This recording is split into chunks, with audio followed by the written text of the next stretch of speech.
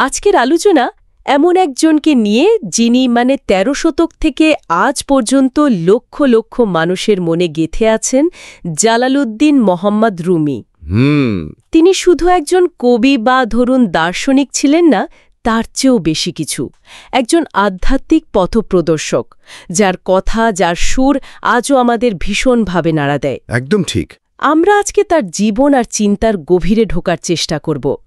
আমাদের হাতে আছে একটা বেশ বিস্তারিত উইকিপিডিয়া প্রবন্ধ, সেটাকেই সূত্র ধরেই এগোব। আচ্ছা, দেখুন, আমাদের লক্ষ্য শুধু কিছু তথ্য দেওয়া নয়, বরং বোঝার চেষ্টা করা যে কিভাবে তার জীবনটা পাল্টে গেল, বিশেষ করে ওই যে রহস্যময় সুফির সাথে দেখা হওয়ার ঘটনাটা। হ্যাঁ, শামস তাবরিজি। ঠিক, তার কাজের মূল সুরটা কি, আর কেন ৮০০ বছর পরেও তিনি এত প্রাসঙ্গিক। চলুন এই অসাধারণ মানুষটার জগতে একটু প্রবেশ করি। অবশ্যই। আচ্ছা, শুরুতেই তার পরিচয়টা নিয়ে একটু কথা বলি। রুমি, মৌলানা, মৌলভী, এতগুলো নাম তো। হ্যাঁ, ঠিক বলেছেন। মৌলানা বা মৌলভী, এই দুটো শব্দের মানে তো প্রায় একই, আমাদের গুরু বা শিক্ষক, এই রকম আর কি। আচ্ছা। আর রুমি নামটা, ওটা এসছে রুম থেকে, মানে আনাতোলিয়া, এখনকার তুরস্ক আর কি। ও, যেখানে উনি অনেকটা সময় কাটিয়েছেন। একদম, জীবনের একটা বিরাট অংশ, তাই রুমি। পুরো নাম তো জালালউদ্দিন মোহাম্মদ, অনেকে আবার বাল্খিও বলেন, কারণ বাল্ক শহরে জন্ম হওয়ার একটা সম্ভাবনা আছে তো। বুঝলাম। আর জন্ম সালটা, সেটা তো বেশ পুরনো।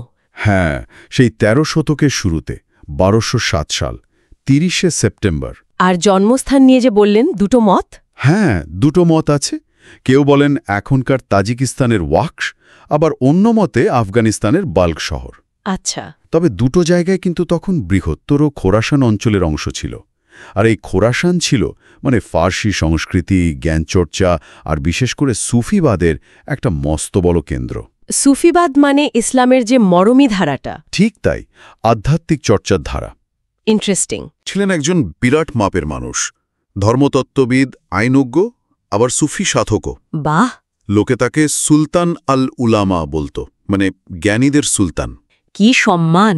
হ্যাঁ, তারা ইসলামী আইনের হানাফি যে ধারাটা, সেটার অনুসারী ছিলেন। আচ্ছা। কিছু পুরনো জীবনীতে অবশ্য বাহুদ্দিনের বংশ নিয়ে নানা কথা আছে। কেউ প্রথম খলিফা আবু বক্কর রাদিয়াল্লাহু পর্যন্ত টেনেছেন, কেউ বা মাতৃসূত্রে খোয়ারিজমীয় রাজবংশের সাথে যোগসূত্র দেখিয়েছেন। ও, তবে এখনকার গবেষকরা এগুলোর পক্ষে তেমন শক্ত প্রমাণ পাননি। আচ্ছা। আসলে ওনার বাবার পাণ্ডিত্য আর প্রভাবটাই ছিল আসল পরিচয়। সেই সময়ে তো মঙ্গল আক্রমণের একটা ভয়ঙ্কর পরিস্থিতি ছিল, তাই না? ঠিক। সে কারণেই কি রুমিদের পরিবারকে চলে আসতে হয়েছিল? একদম ঠিক ধরেছেন। ১২১৫ থেকে ১২২০ সালের মধ্যেই মঙ্গলদের আক্রমণের কারণে না বলা ভালো, আক্রমণের আশঙ্কায় বাহুদ্দিন তার পরিবার আর অনুসারীদের নিয়ে পশ্চিম দিকে রওনা দেন। ও, তাহলে একেবারে আক্রমণের আগেই? হ্যাঁ, বা হয়তো শুরু হয়ে গিয়েছিল কোথাও কোথাও। পরিস্থিতি খুব অনিশ্চিত ছিল। আর এই যাত্রাপথেই কিন্তু একটা অসাধারণ ঘটনা ঘটে নিশাপুর শহরে। নিশাপুরে কি ঘটনা? কিশোর রুমির সাথে দেখা হয় সেই সময়ের বিখ্যাত মরমী কবি ফরিদউদ্দিন আত্তারের।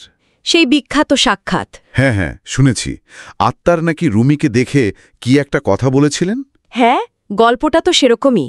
বলা হয় আত্তার বালক রুমিকেই দেখে ভীষণ প্রভাবিত হন। তিনি নাকি রুমির বাবাকে বলেছিলেন, শীঘ্রই আপনার এই ছেলে বিশ্বের আধ্যাত্মিক পিপাসুদের মনে আগুন জ্বালিয়ে দেবে। কি আশ্চর্য! অন্য একটা বর্ণনায় আছে, বলেছিলেন, দেখুন, একটা হ্রদের পিছনে একটা আস্ত সমুদ্র যাচ্ছে, ভাবা যায়? অবিশ্বাস্য। উনি রুমিকে নিজের লেখা একটা বই, আসরানামা বা রহস্যের বই, উপহারও দেন। বলা হয় এই সাক্ষাৎ, এই ঘটনাটা রুমির মনে গভীর ছাপ ফেলেছিল। দুটো প্রজন্মের মহান সাধকের সাক্ষাৎ, এটা তো কম কথা নয়। সত্যি অসাধারণ। এরপর তারা কোথায় গেলেন? আরও পশ্চিমে। হ্যাঁ, যাত্রাটা লম্বা ছিল। বাগদাদ গেলেন, তারপর হজ করতে মক্কায়, দামেস্ক, এই সব গুরুত্বপূর্ণ শহর ঘুরে অবশেষে এলেন আনাতোলিয়ায়। আনাতোলিয়া মানে এখনকার তুরস্ক? হ্যাঁ, সেখানকার কোনিয়া শহরে তারা স্থায়ী হলেন। সালটা ছিল সম্ভবত ১২২৮। কোনিয়া তখন সেলজুক রুম সালতানাতের রাজধানী। বেশ শান্তিপূর্ণ, জ্ঞানচর্চার একটা ভালো পরিবেশ ছিল সেখানে। আর কোনিয়াইতেই রুমি পরে তার বাবার জায়গায় মাদ্রাসার দায়িত্ব নিলেন? একদম। বাবার মৃত্যুর পর রুমি মাদ্রাসার প্রধান হলেন, তবে তার আগে বাবারই এক ছাত্র ছিলেন, সৈয়দ বুরহানুদ্দিন মুহাক্কিক তিরমিজি। আচ্ছা। তার কাছে রুমি প্রায় ৯ বছর ইসলামী আইন মানে শরিয়া আর সুফিবাদ নিয়ে খুব গভীরভাবে পড়াশোনা করেন। এমনকি সিরিয়ার আলেপ্পো, দামেস্কেও গিয়েছিলেন জ্ঞানার্জনের জন্য। তার মানে তিনি রীতিমতো একজন প্রতিষ্ঠিত পণ্ডিত হয়ে উঠেছিলেন।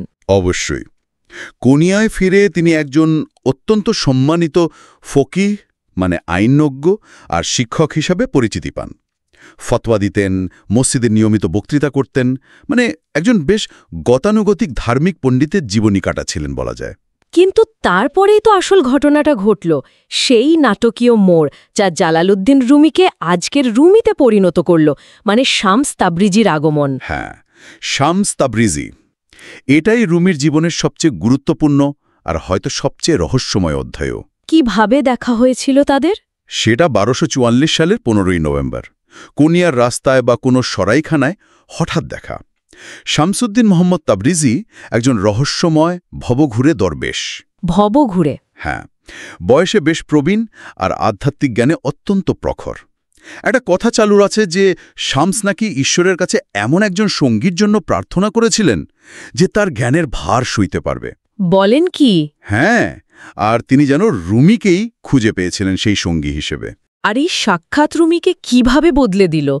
একজন এত বড় অধ্যাপক, আইনজ্ঞ, সেখান থেকে একেবারে অন্য মানুষ। বদলটা ছিল মানে বিদ্যুতের ঝলকের মতো। বলা হয় শামস এসে রুমিকে একেবারে নাড়িয়ে দিয়েছিলেন।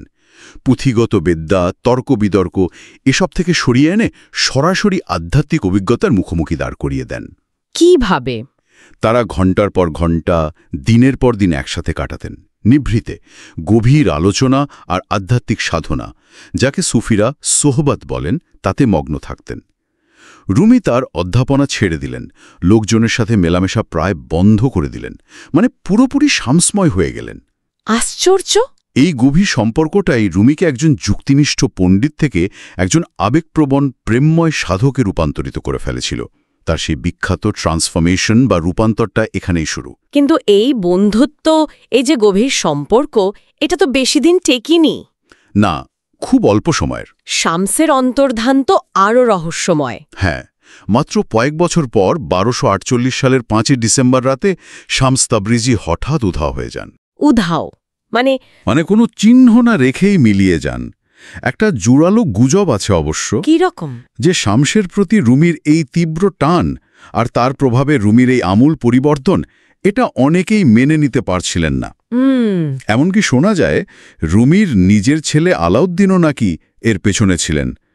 তারা শামসকে হত্যা করেছিলেন। ও, এটা কি সত্যি? এর কোনো প্রত্যক্ষ প্রমাণ কিন্তু মেলেনি। পুরোটাই বাজে সুরদের রুমার, বেসড অন রুমার্স। তবে অন্তর্ধানটা সত্যি এবং আকস্মিক। এই ঘটনাটা রুমের ওপর কি প্রভাব ফেলেছিল? নিশ্চয়ই সাংঘাতিক। সাংঘাতিক বললে কম বলা হয়, অভাবনীয়। রুমি একেবারে ভেঙে পড়েছিলেন। তার যে কষ্ট, তার আকুলতা, শামসের জন্য তার যে তীব্র ভালোবাসা, সব যেন আগ্নেয়গিরির মতো ফেটে বেরুল। কবিতার মাধ্যমে? হ্যাঁ, কবিতার মাধ্যমে। তিনি শামসকে পাগলের মতো খুঁজতে লাগলেন। খুঁজতে খুঁজতে দামেস্ক পর্যন্ত চলে গিয়েছিলেন।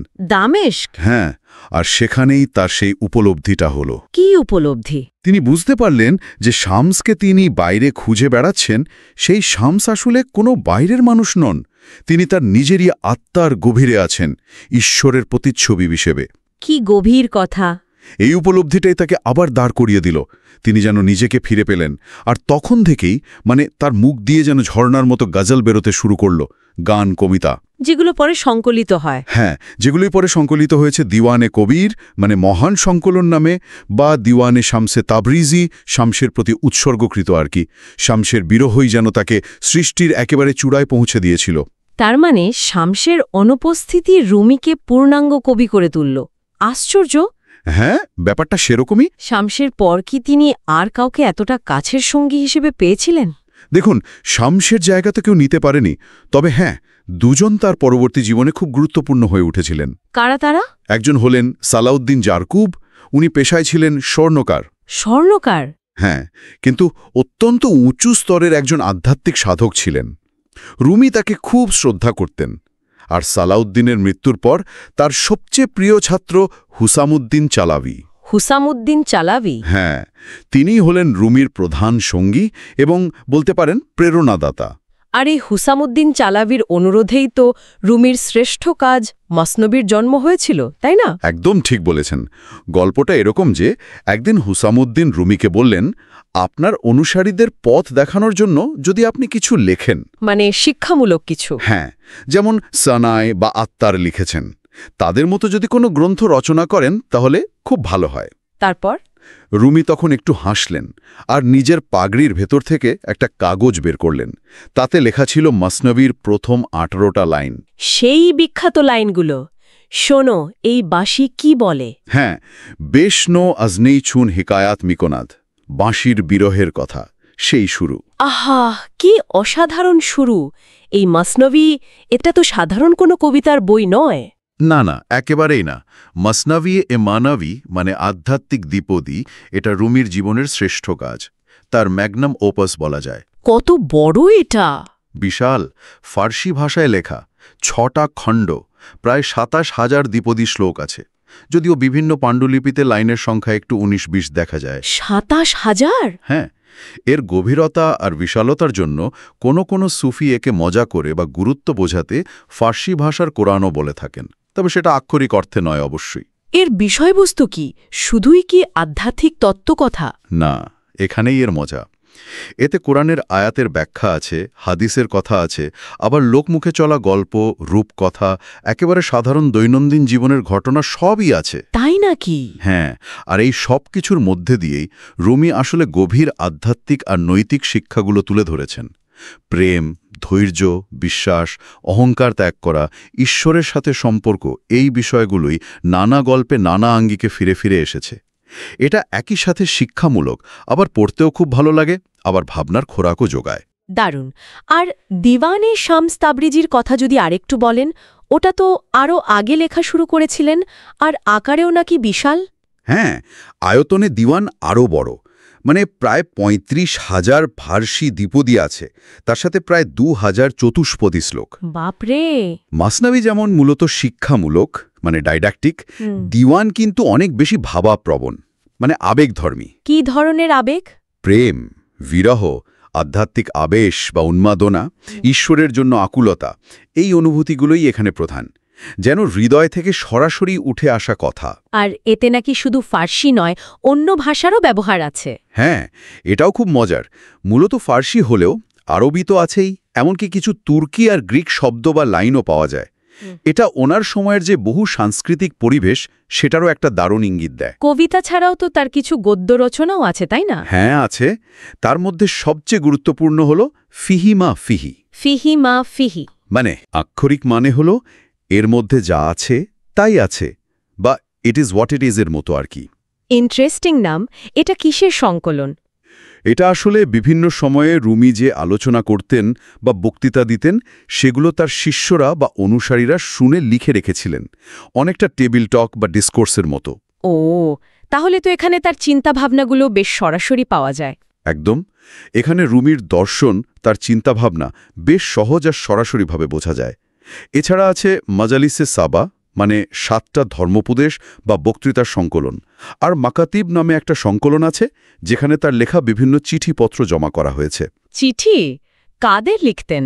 তৎকালীন গণ্যমান্য ব্যক্তি, শাসক, আবার সাধারণ অনুসারী সবাইকেই লিখতেন। এগুলো থেকেও তার জীবন, তার সময়, তার সম্পর্কগুলো নিয়ে অনেক কিছু জানা যায়। এবার যদি আমরা একটু রুমির মূল শিক্ষা বা দর্শনের দিকে তাকাই, এত যে তার প্রভাব বিশ্বজুড়ে, তার লেখার মূল কথাটা কি, সেন্ট্রাল থিম? দেখুন, রুমির দর্শনের একেবারে কেন্দ্রে আছে তাওহীদ, মানে আল্লাহর একত্ব, অ্যাবসলিউট ওয়াননেস অফ গড। আচ্ছা। কিন্তু তার পথটা ছিল প্রেমের পথ। তিনি মনে করতেন শুধু শুকনো যুক্তি বা কঠোর আচার-অনুষ্ঠান দিয়ে নয়, বরং প্রেম, সঙ্গীত, কবিতা, এমনকি নাচের মাধ্যমেও ঈশ্বরের কাছাকাছি পৌঁছানো যায়।